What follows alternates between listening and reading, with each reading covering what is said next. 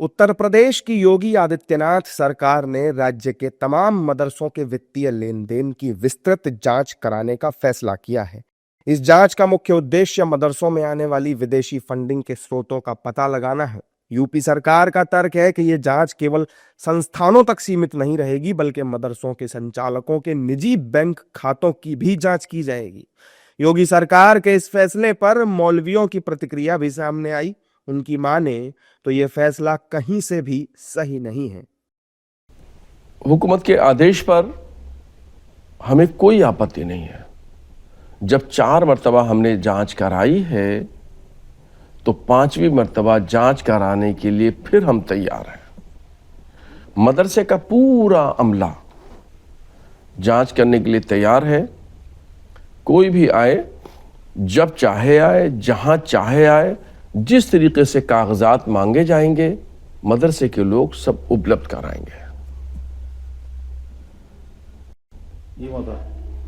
उत्तराखंड के हरिद्वार में एक मोहम्मद नामी शख्स जो गरीब दुकानदार था, उसके साथ में कुछ असामाजिक तत्व जो शरपसंद अनासिर हैं, इन लोगों ने मारपीट की और उसको मारपीट करके उसको भगाने की कोशिश की। उससे कहा गया कि तू यहाँ क्यों रोज़।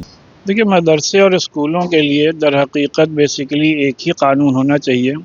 आप अगर मदरसे को ट्रांसलेट करेंगे तो उसको हिंदी में, इंग्लिश में स्कूल और स्कूल ही कहा जाएगा, और जो रूल रेगुलेशन मुल्क में स्कूल्स के लिए हैं वही मदरसों के लिए भी होने चाहिए। और लोगों को इस बात का भी इल्म होना चाहिए कि बड़ी तादाद में बहुत से मदरसे सिर्फ़ और सिर्फ दान पर यानी चंदे से चलते हैं। लोग थोड़ा बहुत चंदा देते हैं और उसी से टीचर्स की सैलरी और बच्चों के खाने पीने का इंतज़ाम किया जाता है। और मैक्सिमम मदरसों में कम्प्लीटली फ्री में एजुकेशन दे करके मुल्क का लिटरेसी रेट बड़े पैमाने पर ये मदरसे बढ़ा रहे हैं। उसी के साथ साथ किसी को भी ये हक़ हासिल नहीं है कि वो गैर कानूनी कोई भी काम करे।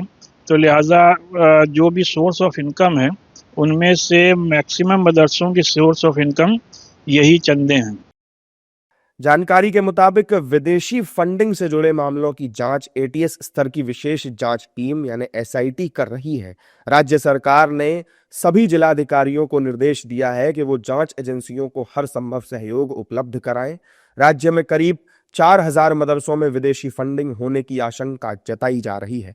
कुछ मामलों में तो ये भी सामने आया है कि कई मदरसों के पास आय का स्पष्ट स्रोत नहीं है, जिन्हें विशेष रूप से जांच के दायरे में रखा गया है।